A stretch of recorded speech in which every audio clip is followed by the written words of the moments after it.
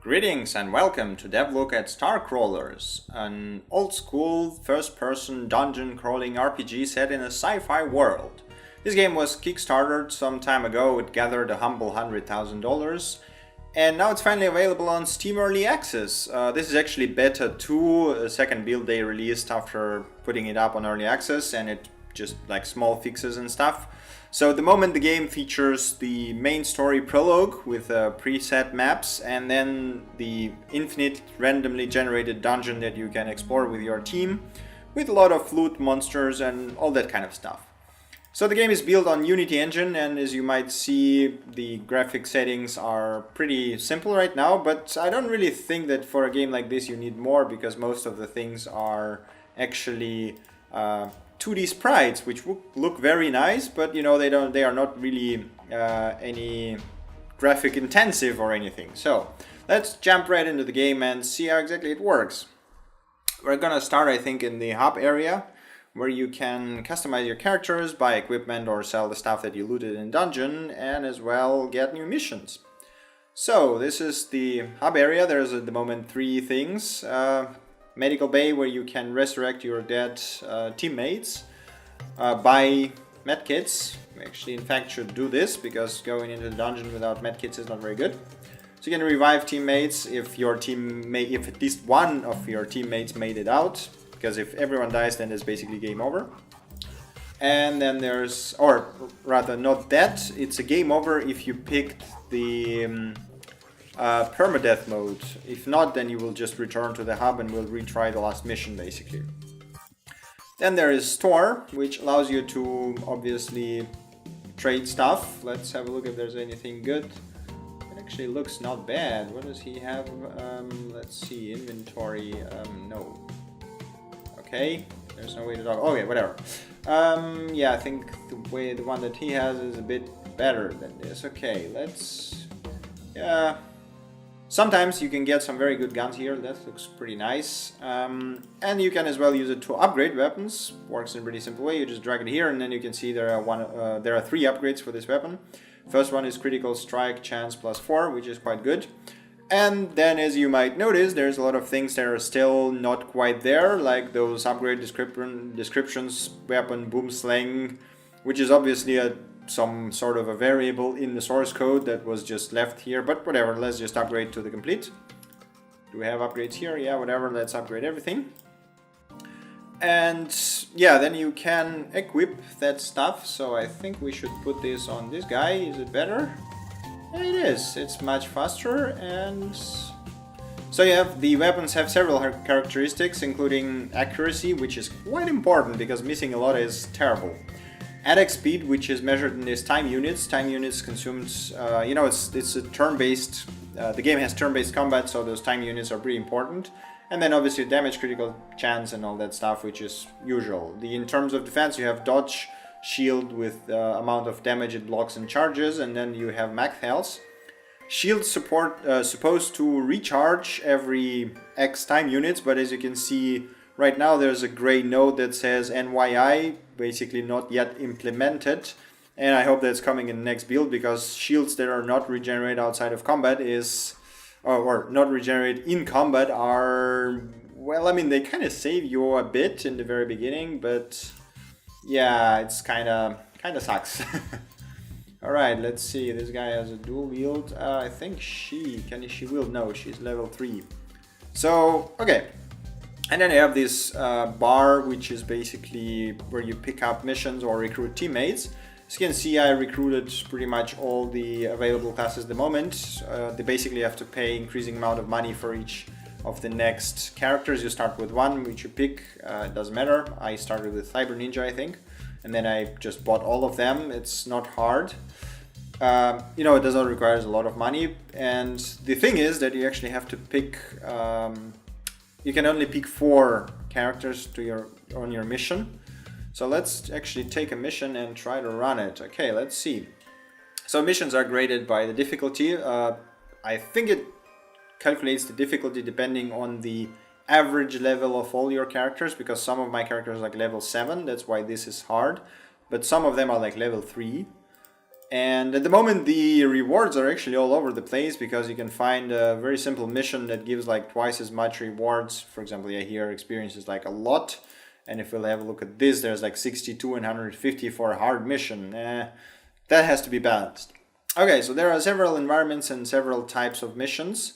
Let's see something really cool looking and really interesting. So this is locate security officer and terminate them. Yeah, why not? Terminate missions are always fun.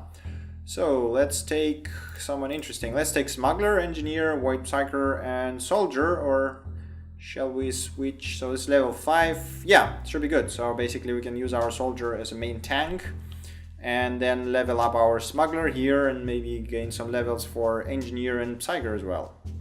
Alright, let's start the mission. Loading times are very small, as you might imagine. The game is pretty well optimized, and I did not have any problems running it. The only crashes I had is actually when I pressed exit button. I'm not sure why it crashed, but you know, I didn't lose any progress or anything. Okay, so here we are. This is how the map looks. Sometimes the map actually bugs out, and I reported already a couple of those. But yeah, let's continue. So this is a first-person dungeon crawler, traditional one.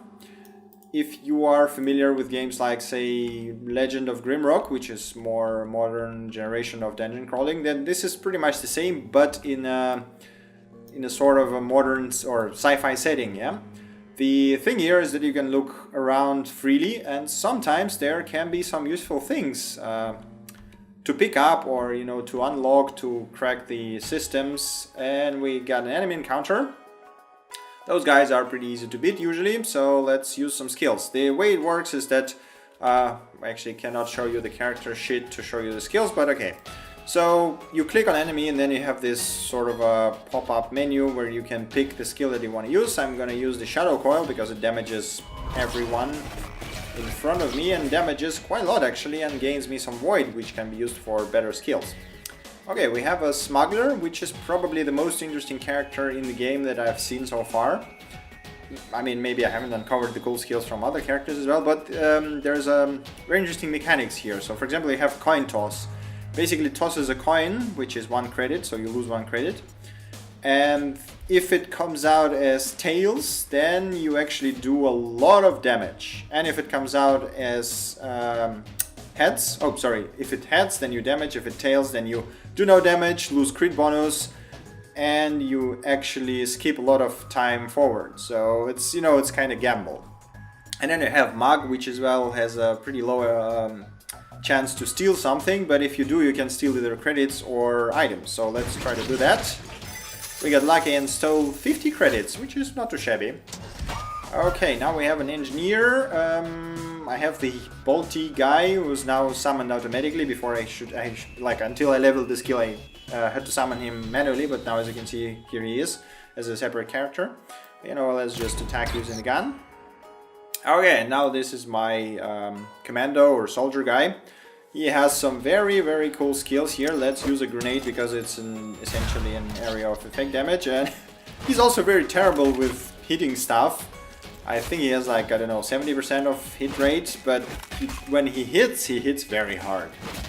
Okay, they keep attacking, so my shields are down, and this is one of the points, you know, where it's a bit sad that the shields does not regenerate over time. As you can see, basically those 10, 15, 55, there's actually time units. And every skill, as I already mentioned, when you use it, it has time units. So this, for example, shooting will spend 130 time units. And what's cool is actually on the top, you can now see where I will be moved after I shoot. So if I just shoot him now, I will be moved before enemies, after all my allies, and then I can shoot again. Let's do that, and that was pretty terrible. Alright, so our Psyker. So let's summon Horror. So she's sort of I don't even know how to explain. It's kind of a warlock-ish character. You can summon this Horror, and Horror will binds to a character and increase damage when I attack him. But I don't even know. Yeah, I mean, they're pretty. This one is actually 515 health. He's pretty fat. Let's put it on him. Alright, there we go. Our bolty attacks automatically. Okay, I cannot use grenades, but I can put on Bouncing Betty, which basically attacks. So when the character attacks, it damages him and everyone around him, and then jumps to another random character and does this up to 5 times, which is pretty ridiculous if you ask me. So let's do that. Then we have our engineer, hand cannon. No, let's just kill him. Good. Okay. Yeah, let's do coin toss. Let's try. I mean, why not? Nope, we lost. That was terrible. All right, now we can kick that guy, and I wonder if that actually will combine with the horror and do damage to him every time the shadow coil attacks him. Let's try. Oh yes, it will. Okay, I see. That can actually be a lot of damage. All right, and now they will. Oh yeah, there we go. Horror actually jumped to him. Okay, that's strange. I guess I haven't figured out how this works. Okay, let's shoot him in the face. And oh, I can put the second horror. Sure, let's do that. More horrors, more damage, right? Nice. Yep, keep jumping. Alright, let's... And okay, she missed, but she has a nice skill that allows her to actually use a wrench to attack after she missed. Okay, let's do... Which one of them has more health? Yeah, this one. Let's do the rocket barrage. She attacks both of them, but he missed most of the time because he's terrible in shooting. Soldiers, right? Probably need to find a better gun. Okay, let's do this again. Yeah, but why didn't he get the second one? And he's dead because of the jumping, bouncing Betty. Alright, so this is how the combat looks. And I actually leveled up my engineer, so I can show you the character system now. So you have these three kind of talent points.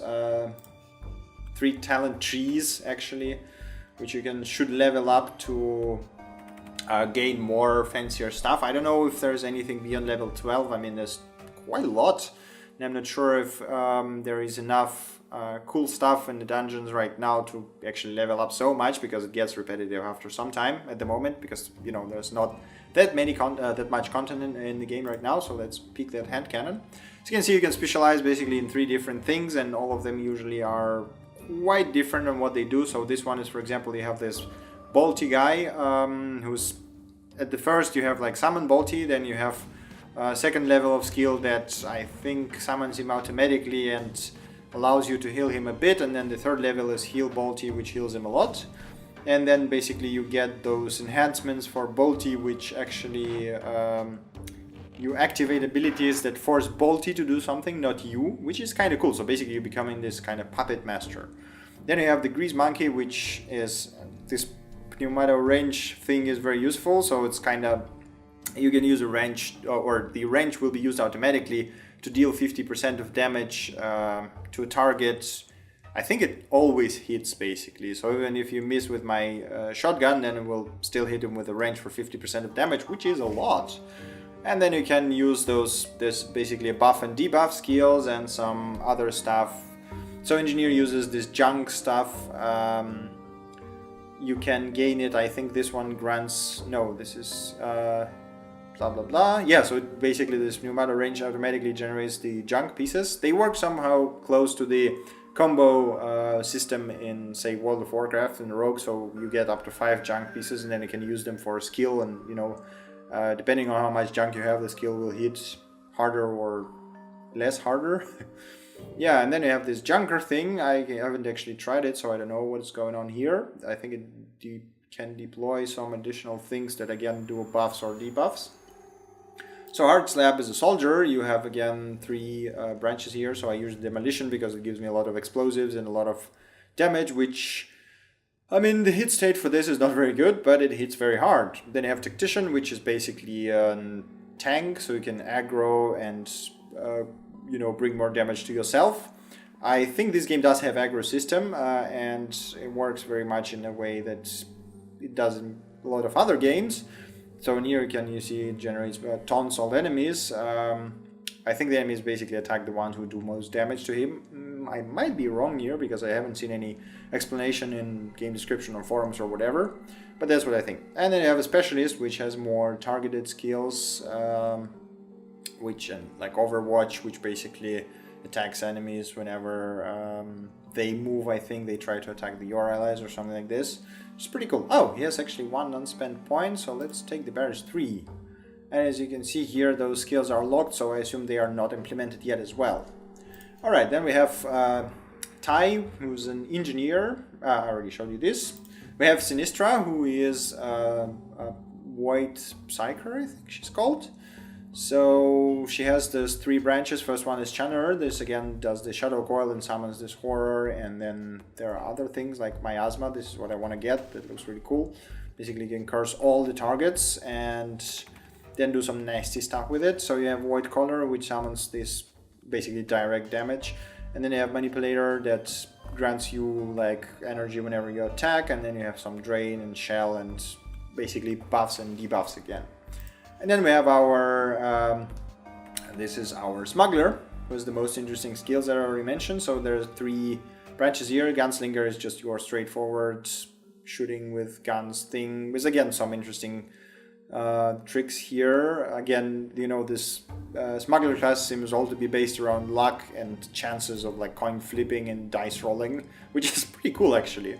Then you have some dirty moves, which is basically around work around traps, and you have cheap tricks, which is this most interesting one that I think at least it's most interesting one. You have like this Twin Cause and Mug and you know, Roulette. Again, all this chance-based stuff, which is pretty fun. Okay, let's see. She's level 3. She's level 6. Is it better? No, it's not. It's way slower. No, not way slower, but no, 62% of hit is not very good. Alright, I think there is nothing here unless exit door. That is a bit not here. Alright, let's try to find our security officer that we need to defeat. So you can play the game using the keyboard. Is it? No, it's not. You can play using the keyboard, so WSD works just fine. But you as well can use the mouse, so if you hold the... Wait, they disabled it? In the previous build you could actually use just mouse, so you could hold the left mouse button. We have some cred stick hidden here. You could use the left mouse button and then, hold the right mouse button to look around and then click left mouse button to move, actually, you know, sort of a MMORPG style. Like say something World of Warcraft works. Alright, let's see. And now for some reason it doesn't work. So I'm not sure if it's broken or if they removed it intentionally. Nothing interesting here. The sad thing about, you know, the environments look very cool and all the lightning and stuff. Okay, we have those annoying enemies. Let's try to kill them. So yeah, God damn it. The annoying thing is that at the moment exploring is kind of only partially rewarding, if you could say that. The thing is that most of the time it's not really worth going around looking for loot, because most of the things that you can find that are really cool are in chests or you know, those lockers, containers, and there are not that many chests. Okay, do we want to use hand cannon? Yeah, let's activate hand cannon. So he will attack us, and then we can apply hand cannon on him, but there's 10% malfunction, which means that if it actually does, there's an interesting part about those robots. If it malfunctions, it will attack someone random, including allies, so it can just shoot in my face. 10% and okay, oh yeah, he actually hit him. Nice, not bad. But yeah, as I was saying, the environments are, you know, they feel a bit empty right now, and like those cred sticks that lying around like give you 5 credits, which is just bonkers if you ask me. Let's put Bouncing Betty on him. And it's basically not worth looking around unless this is some large container or crate or something like this, you know. So I usually just do the main quest and look for really large containers and then run away. Try to mine him. Do we have something good? Oh, actually stole an item. That's the first time I think I did that. There we go. Nice and easy. Okay, Sinistra. Yeah, let's do that. Why not? Bang. Why did you attack the other one? Okay, that's a bit strange. Okay, please die already. But yeah, I think this is something that should definitely rebalance. And I mean, there's a lot of things in this, at least in this build, that needs to be rebalanced and adjusted. So we have level 7 of Thai, which is pretty awesome. Okay, let's see. So what we can get hand cannon, and that would mean that malfunction chance is even less and the damage is even higher. That's always good. Do we have any good containers here? So yeah, basically the exploration in order to find hidden items is pretty much worthless at the moment, because all of them are very small and does not cost too much. And I would actually want to change that. So, you know, getting these large lockers is always rewarding, but searching these corners of every room to find something tiny in the corner, which is usually like 5 cred stick, is does not feel very good. I think this is something that should rebalance, and those rewards actually, in my opinion, should be better, because, you know, you spend more time looking in the corners, and when you actually find something, you should find something nice. I don't know, maybe some side quests that you can give in the town and get more.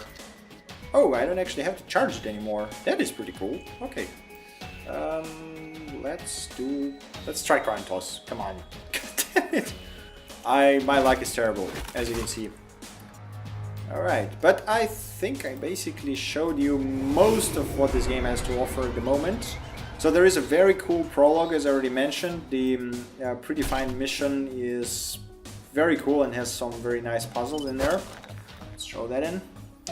And so they are planning to release more mission stuff in the next build. Why is the ghost still there instead? Okay, they're all dead now. So they're planning to release the more campaign mission in the next build, basically. So I'm really looking forward to it. If they're as good as the one in prologue, that will be very cool. And the other interesting thing is to basically, whoa, okay. So we have those really annoying cameras. You have several ways to deal with them, and I have a soldier, right? Yeah, why can't I use my crack shot? So before I actually, depending on who you have in your team, no. You can use basically if I would have a hacker, I could use a hacker. No, it did not notice me. I could have used a hacker to hack it and disable it, but for some reason, but I did not pick a hacker on the team with me. But before, in the previous build, again, I was able to disable them with my crack shot from my soldier, but maybe this is because I don't have a crack shot now? Oh yeah, I don't have it. Okay, so I actually need to acquire the skill to use it on them, which is a bit unfortunate. Maybe I can level them up and then get a crack shot. It was very useful to use it to disable those guys who are pretty annoying. Right, let's have a look what we have here. Some more armor. It's a good idea to equip some of that, but okay, come on. So I guess I don't want to search other rooms. We need to find that guard.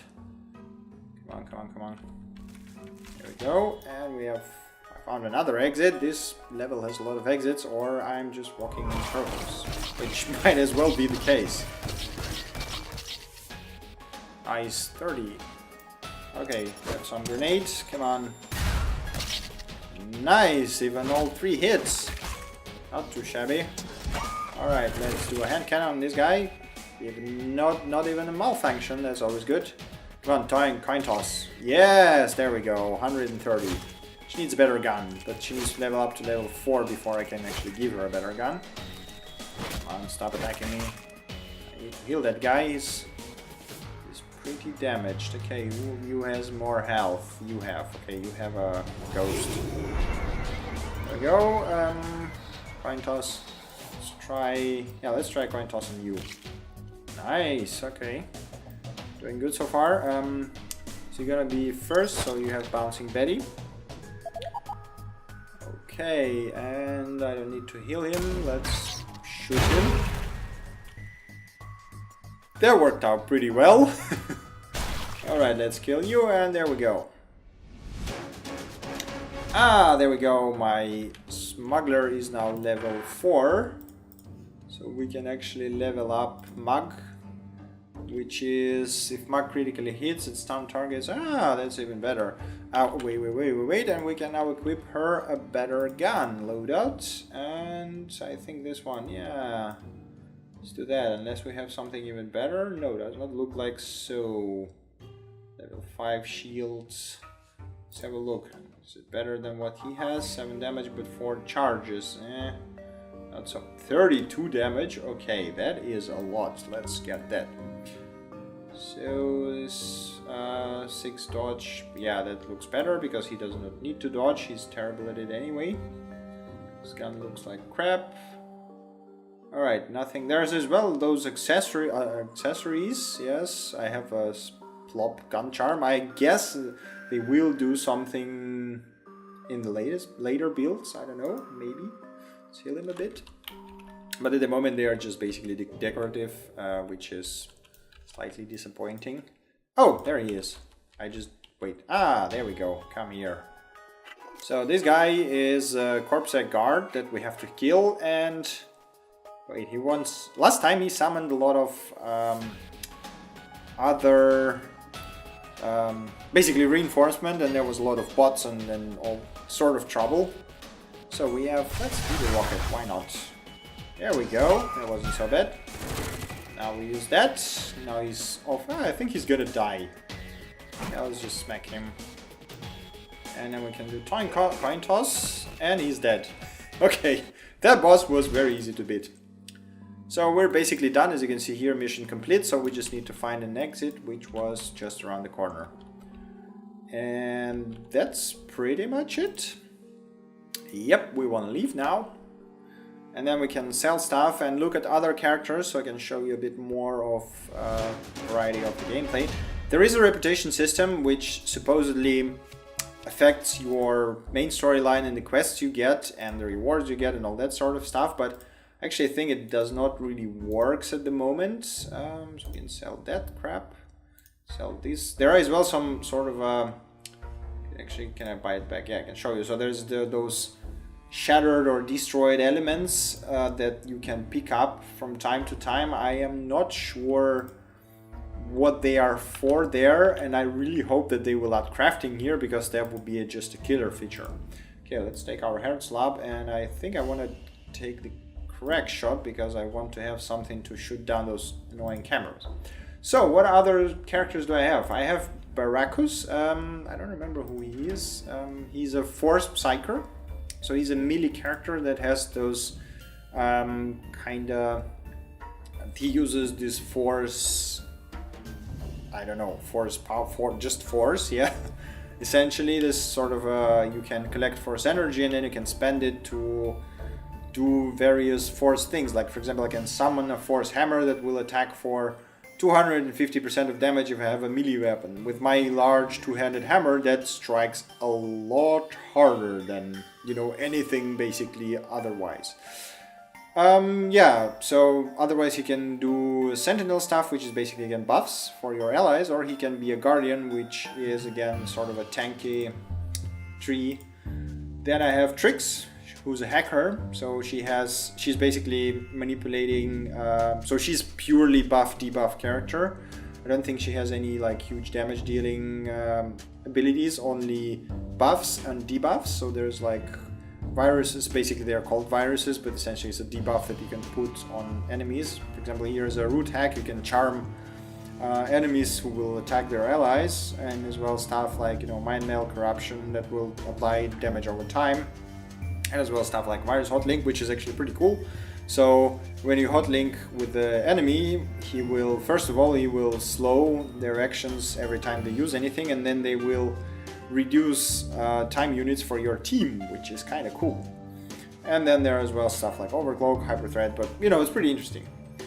And those are basically the 7 you can hire. And then I found this Treasure MK5, who you find in prologue. I won't spoil it, but you can hire him later. And he's a robot.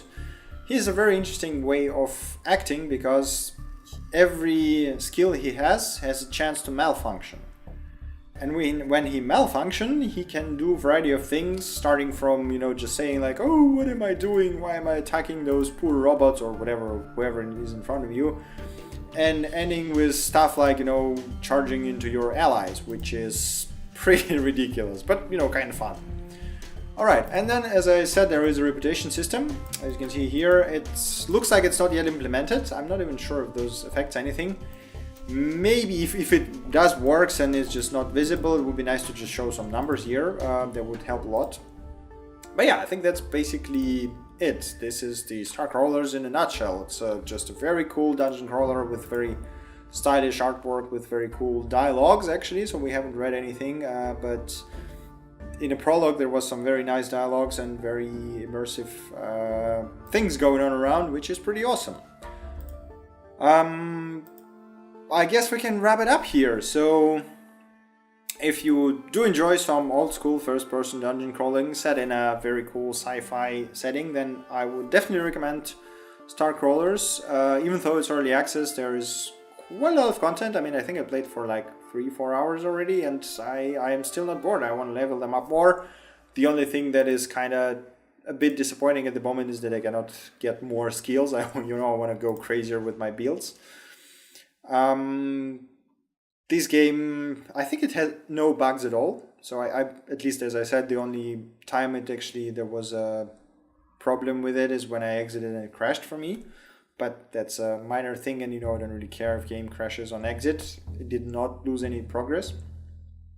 What I want to note as well is that since this game is made in Unity and the UI is suspiciously friendly to touch interfaces, with all this like hold the mouse button to do things and those large buttons, I assume they have a plan to release this on mobile devices. And you know what? I would love to have this on my Android tablet or iPad or whatever. That would be just awesome. I mean, this game would work perfectly well on... you can look at the... what was the name of it? I mentioned the... Oh my god. Grimrock. Legend of Grimrock. This works perfectly well on mobile devices, and I'm pretty sure this would work well as well. And I think I would spend all my time while traveling playing this, because it's just fantastic. I can't wait to see the campaign, and if you like this kind of games, you would enjoy this a lot. Definitely some rough edges here and there, definitely needs polishing, more balancing, because some of enemies are underpowered, so some of enemies are overpowered. Definitely need balancing of the rewards, because as I already shown, they are all over the place. You are sometimes, look at this, the rewards for Level 4 quest, which I can do with my unleveled characters, are approximately the same as the rewards for level 8 quest, which could be pretty hard. So yeah, there's definitely something that needs work, but overall it's a very solid experience. You can grab it right now on Steam Early Access for $20 or your regional equivalent. And, oh yeah, I forgot to mention one last thing. Do you hear the soundtrack in this game? It was made by the same guy who did the soundtrack for FTL, and it's absolutely amazing. So this is another point to get this game, because it's just crazy good. You can get it until March 24th with 25% discount, which makes it $15, which is even better. So if you have any intention of getting it, go get it right now, because it's really good. Okay, I'm really looking forward to updates. I'm not sure if I will cover them, because it looks like most of them will be balance patches and adding campaign missions, which I don't want to spoil for you. Mechanics are all in here, they all work good, and okay, require some balancing, but that's a minor thing. This game is fantastic, and as always, so thank you for watching. As always, see you during next update. Bye!